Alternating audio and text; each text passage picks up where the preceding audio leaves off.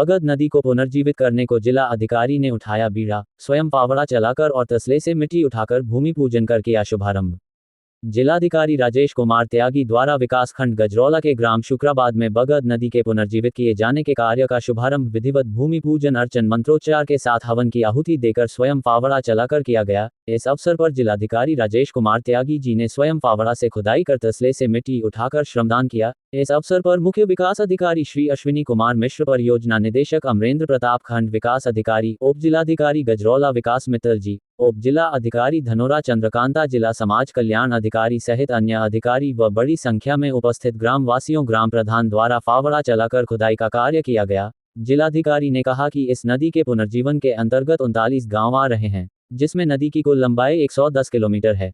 आज से बगद नदी के खुदाई के कार्य का शुभारंभ कर दिया गया है। आज से प्रतिदिन नदी की खुदाई का कार्य किया जाएगा। नदी की खुदाई का ये कार्य मनरेगा और विभिन्न विभागों, संगठनों, समाज सेवियों के श्रमदान द्वारा किया जाएगा। जब तक नदी की अंत खुदाई का कार्य पूर्ण नहीं हो जाता, यह अब नहीं रुकेगा। कहा कि नदियों को जीवित रखना हम सब का परम कर्तव्य है। जो नदी मृत हो चुकी हैं उनको हमें पसीना बहाकर पुनर्जीवित करना होगा। यह एक पुण्य का कार्य है। नदियों को जीवित रखना हम सबके नैतिक कर्तव्य भी है।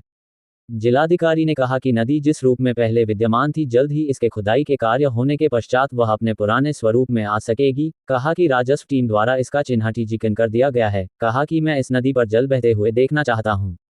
कहा कि हमारा ये प्रयास होगा कि जनपद की और भी बान और सोत नदियां हैं, उनको भी पुनर्जीवित करने के लिए जो अभी शेष काम रह गया है जल्द ही शुरू कराया जाएगा। बड़ी संख्या में उपस्थित ग्रामवासियों को संबोधित करते हुए कहा कि सभी ग्रामवासी इसमें बढ़ चढ़कर हिस्सा ले, एक दिन श्रमदान अवश्य करें। सभी संगठन, राजनीतिक व समाजसेवी संगठन भी बढ़ चढ़कर इस पुनीत कार्य में हिस्सा लें और प्रतिदिन समय निकालकर श्रमदान अवश्य करें। कहा कि नदी की खुदाई होने के पश्चात नदी के दोनों ओर छांवदार और फलदार वृक्षारोपण किया जाएगा। कहा कि नदी अपने पुराने स्वरूप में आने के बाद अवश्य ही ये लोगों के लिए लाभदायक सिद्ध होगी। लोगों को अनेक प्रकार के लाभ हो सकेंगे। जिला अधिकारी ने कहा कि इस भागीरथ प्रयास में हर विभाग के लोग सहयोग करेंगे। खुदाई का कार्य रुकना नहीं है। कहा कि नदी की खुदाई के पश्चात पुल निर्माण भी आवश्यक जगहों पर कराया जाएगा ताकि लोगों के आवागमन में कोई दिक्कत ना हो सके। कहा कि इस नदी के पुनर्जीवित होने पर श्रमदान कर पसीना बहाना होगा, पूरी ताकत से लगेंगे और जब तक कंप्लीट ना हो जाए अनवरत रूप से कार्य चलता रहेगा। आप सब संकल्प लें और इस पुनीत कार्य में सहयोग करें। देखिए, बगद नदी के पुनरुद्धार का काम हम लोगों ने फरवरी के आरंभ में शुरुआत करने के लिए शुरू किया था। बीच में इलेक्शन और अन्य व्यस्तताएं होने के कारण काम शुरू करने के बाद थोड़ा रुक गया था। अब निर्वाचन के काम खत्म होने के उपरांत हम लोगों ने बगद नदी के पुनरुद्धार का काम फिर से शुरू किया है। इसमें 39 गांव सम्मिलित हैं, जिसमें नदी की लंबाई 110 किलोमीटर है।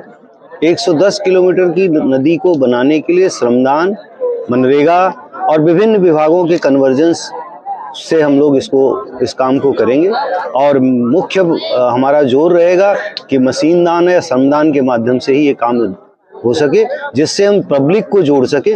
देखिए, बहुत सारी संख्या में लोग आए हुए हैं और सब में बहुत उत्साह है कि इस नदी को हम लोग पुनर्जीवित कर पाएं और पूरा प्रयास हम लोगों का रहेगा कि शीघ्रता से हम इस कार्य को पूरा कराएं।